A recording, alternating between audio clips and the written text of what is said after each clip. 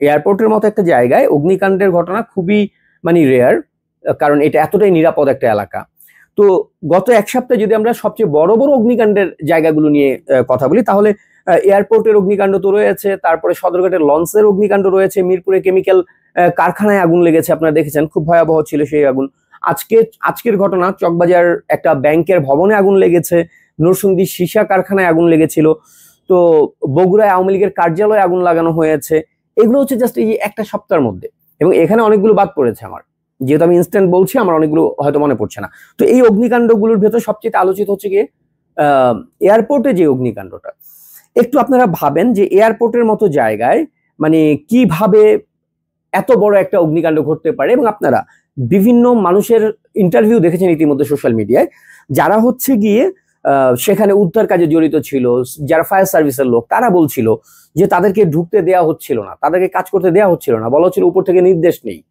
তো একটা জায়গায় 1 ঘন্টা যাবত শুধুমাত্র ধরেন এয়ারপোর্টের সবচেয়ে যে সিকিউর এলাকা কার্গো ভিলেজ, যেই কার্গো ভিলেজের ভেতরে ওই এরিয়ার মধ্যে কোনো মানুষ প্রবেশ করতে পারে না বেসময়, মানে ওখানে যারা কর্মরত না তাদের বাইরে সাধারণ মানুষের প্রবেশের কোনো সুযোগ নেই সেখানে, কারণ সেখানে বিদেশ থেকে আমদানি করা সবচেয়ে মূল্যবান পণ্যগুলো সেই জায়গাটা থাকে কার্গো ভিলেজে। সেই কার্গো ভিলেজ এরিয়ায় মানে আগুনটা যখন ছড়ায় তার আগে আগুন আরো আগে লেগেছে, সেখানে প্রায় 40 মিনিট থেকে 1 ঘন্টার মতো টাইম আগুন অল্প অল্প করে জ্বলছিল।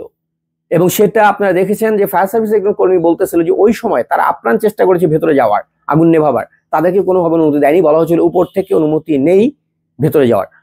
তো ফায়ার সার্ভিস এবং ইমার্জেন্সি এই লোকগুলো ভেতরে যেতে দিল না, তারপরে সেই আগুন ছড়িয়ে পড়লো কার্গো ভিলেজে, সেই আগুন আরো বিস্তীর্ণ এরিয়া নিয়ে ছড়ালো, এবং ইতিহাসের সবচেয়ে ভয়াবহতম অগ্নিকাণ্ডটা আমরা দেখলাম। তো আসলে কেন উপর থেকে নির্দেশ দেয়া হয়নি, কেন আগুন নিভাইতে বলা হয়নি? তারপরে আমরা দেখলাম বাণিজ্য উপদেষ্টা সেখানে গিয়ে বলতেছে আমরা 30 সেকেন্ডের মধ্যে দৌড়ে গিয়েছিলাম খবর পাবার। 30 সেকেন্ডের মধ্যে সে গিয়েছে, এটা আমিও বিশ্বাস করি। 30 সেকেন্ডের আগের 1 ঘন্টা কেন ওখান থেকে একটা মানুষকে যেতে দেওয়া হয়নি? তারপরে কেন 30 সেকেন্ডের মধ্যে তারা গেল? তার আগের 1 ঘন্টা তারা কি করেছিল? তার আগের 1 ঘন্টা কেন ফায়ার সার্ভিসের লোক সেখানে ঢুকতে পারেনি? সেখানে যারা ব্যবসায়ী তারা হাহাকার করতেছে, তারা ইন্টারভিউতে চিৎকার করতেছে যে আমাদের পণ্য পুড়ে যাচ্ছে, আমরা সাহায্য চাচ্ছি, আমাদের কাউকে ওখানে মানে যেতে দেয়া হচ্ছিল না, জাস্ট পুড়তে দেয়া হচ্ছিল, পুড়ে যাক সব।